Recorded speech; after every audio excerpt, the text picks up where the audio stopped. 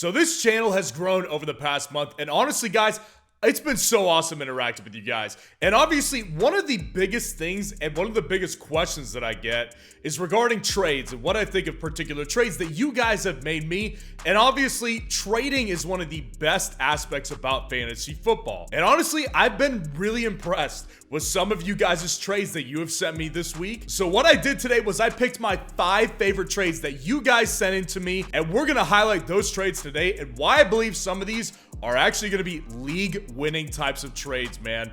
And I love interacting with you guys. It's so fun for me to build this community with you guys at the forefront. So please make sure to go down there and drop a like on this video and subscribe to the channel if you have not done so already to show support for the channel. So let's go ahead and just get right into it. By the way, I'm naming you guys, and if I butcher your name along the way, I apologize. I don't mean to. I'm giving my best effort here. So I have AHMVDE sending me a trade. He sent over Derrick Henry and Alvin Kamara for Austin Eckler, and he was wondering if that's a W. My answer, that is absolutely a W, man. So here's the thing about this particular trade right here. So what you're doing essentially is you're sending 2 veteran running backs in exchange for another veteran running back. So it's not like one of them has the youth and the other one is just giving away veteran running backs for the youth. That's not the way this breaks down. But what the important thing to know about this particular trade and the upside attached to it is obviously this season has been this season, right? Austin Eckler has only played in 1 game, and by the way, is looking to return in week 4, and he is practicing ahead of week 4. I'm not sure if he's going to play this week, by the way. I do think that with the Austin Eckler and the Chargers bye week in week 5, I'm leaning on the side that they're going to play it safe, rest him for 1 more week, and then he'll be good to go after the bye week. But nonetheless, this is an upside for the long term. And that's exactly why I think this is a league-winning type of trade right here. Because not only are you getting Austin Eckler, who, by the way, week 1 was just as good as he has been the past several years. 24 fantasy points per game, not per game. That was how much he had in week 1. 16 carries, 117 rushing yards, 7.3 yards per carry. This dude was efficient, and he is just as good as he's ever been, and he will continue to see upside throughout the rest of the season, especially in the passing game, because Mike Williams is now gone for the season. He will be important in every phase of this offense. And when you look across the league, go to Derrick Henry right now, for example. So Derrick Henry has been great. He was great in fantasy football. His time has come, and I believe his time has largely run out.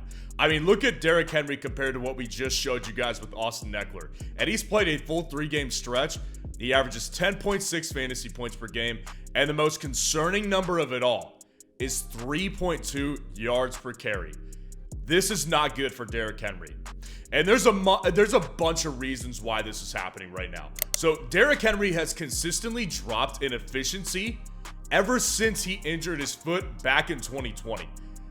Every single year, efficiency is dropped, and that is a bad sign. That's a bad sign. That's the sign that we're looking for with veteran running backs when they get older, is what their efficiency level is.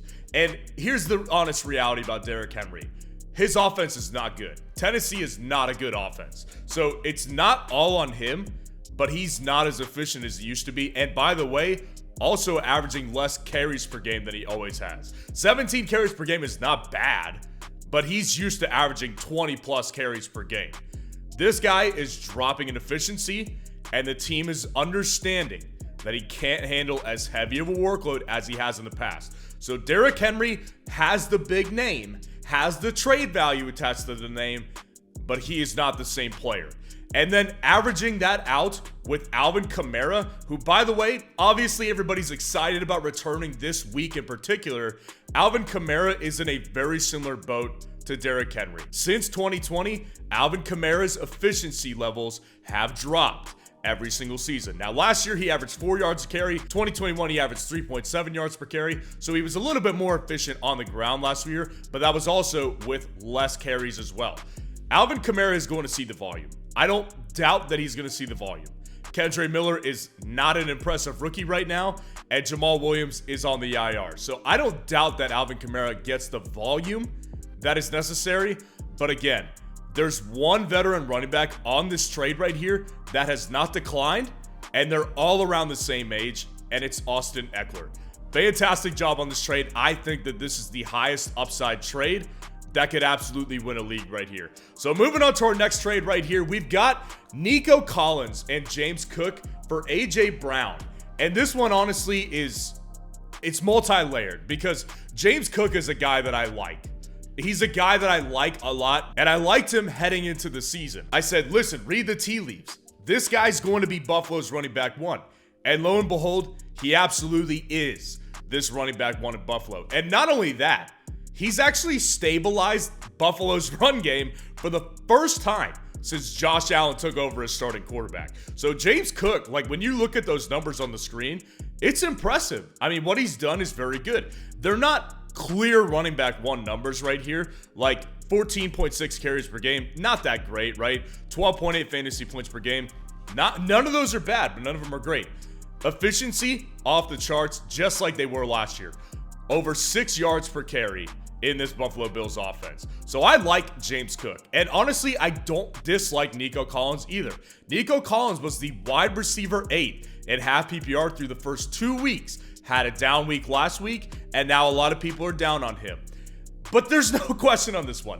When you are able to trade 2 middle to upper tier options at running back and wide receiver for a clear top tier wide receiver, it's a no-brainer. It is a no-brainer because those 2 guys added up are not worth what AJ Brown is worth. AJ Brown, now like you can see on the screen, what you saw in the first 2 weeks with AJ Brown is that this offense was definitely sputtering and they were not on par with what they were last year. And I predicted that coming into the season. But AJ Brown broke out on Monday night versus the Tampa Bay Buccaneers, and he's here to stay. And I called AJ Brown a buy low guy after week 2 fantasy football, and that's exactly what I expect to see. AJ Brown is a boom player, and when he booms, it's huge. So AJ Brown is clearly just several tiers above both of those guys. Even if Cook and Nico Collins are at their best, AJ Brown is better than both of them at about 95%, 90%. So AJ Brown here, this is a total victory in my opinion because you're getting him for 2 lower tier guys. Next trade we have up, we've got it from Austin Cole 9862. And this one is honestly hilarious to me because when you see this, the trade on the screen, the trade is Zeke for Michael Pittman. So the reason it's funny, guys, is because let's be realistic. Most of you are probably not going to pull off this type of trade. I mean, this is a type of trade that is very rarely happening. This is totally taking advantage of somebody at the highest level, which, by the way, if you could do that, fantastic. But the reason that it's on here is not only because, like, it is awesome getting Pittman for Zeke. The main reason it's on here is because what I see a lot of times in my trade videos in the comments section is a lot of people saying nobody would ever accept this. Why would I even send this? This is a stupid idea. And listen, one of the things that I always say in reply is it's all about your ability to sell. And what I mean by that is it's not just about going to your opponent and saying, here's why you should want him and here's why I should get this player. That's not what all sales is about. Sales is also about knowing your opponent and knowing who you're going up against. Read the context of this trade right here. Owner was a Patriots fan and had J.K. Dobbins go down as well, so he was desperate. That's the context we're looking for, and that is part of bringing a sales mindset to trading in fantasy football. Knowing your opponent is key because you can catch them at desperate times and make trades like this. So first of all, the guy's a Patriots fan. This is already something that you could probably take advantage of in some cases. Not always, of course. Some cases, people are super fans and they just want their players that they want from their team. The other part of this, J.K. Dobbins went down and he was desperate at running back. That is the key piece right here. So I can go across the league and look at other guys right now. You want to look at someone struggling like a Josh Jacobs? This is another type of situation you can take advantage of that for. And if you want to go quarterback, Justin Fields owner. He's probably pretty desperate as well. I know it because I have tons of Justin Fields. The point of bringing this one up in this particular video is not to highlight the fact that everybody's going to be able to make this trade. I know that, you know that. This is a very unlikely trade in most competitive leagues. The reason it is here is because you never know until you ask somebody, and the worst they can say is no. And a lot of the times, if you are being smart and you know your opponent and you know your league mates and what their situation is, you pay attention to it and you can catch people on a desperation trip. That is the point of why this is in here. So great job, Austin Call. This was a fantastic masterclass in having a sales mindset and bringing that to fantasy football trades. Our next trade up here is from Forrest Lupercio, and they sent over Tyreek Hill for AJ Brown and Jamar Chase. Now, obviously, all of these guys are so upper tier, right? Like, you're talking about 3 of the top 5 to 8 wide receivers in fantasy football. Now, of course, I think most of us would agree by now that Tyreek Hill is in an upper echelon tier above those guys. I think he has joined the tier with Justin Jefferson at this point. There's no debate here about Tyreek Hill above those guys in a fantasy football perspective. He's done well. He's done better than both of them this year. He's on a fantastic offense. Like, it's hard to trade away Tyreek Hill right now. But this is a scenario where it is absolutely league-winning potential, because what you were able to do right here is you bought AJ Brown and Jamar Chase, both coming off of a couple of bad games, and people were a little bit uneasy about these guys. Here's the reality here. AJ Brown, Jamar Chase, they're still top 10 fantasy wide receivers. And now you have 2 of them. You've got Jamar Chase, who, by the way, looked really, really good in week 3. And 18.3 fantasy points per game on the screen you see right now, that's not right. He averages 10.8 fantasy points per game through 3 weeks. But regardless, he had a great game in week 3. And this is a sign for more to come. Cincinnati's offense for the past 3 years has started slow. Joe Burrow, 2021, recovering from a knee injury. 2022, appendicitis wiped him out. 2023, now the calf strain. But this team always rebounds, and I have held strong on that throughout the duration of the season so far. And AJ Brown, as we discussed earlier, broke out in week 3, and he is here to stay. Both of these guys can provide you 40-point games, 30-point games, 35-point games. And of course, Tyreek Hill is doing that, but we're nitpicking here. Since they are all great options, we have to be able to nitpick here. And I do believe that AJ Brown and Jamar Chase will have plenty of late season upside, just like Tyreek Hill will. And what it comes down to here is having 2 instead of 1. One of them is the greater, but the 2 of them combined, I believe, bring more value than just one of them. Great trade right here. I love this one. And our last trade on the list right here was James Cook and Nico Collins for Austin Eckler. So again, we went over this type of trade earlier in this video.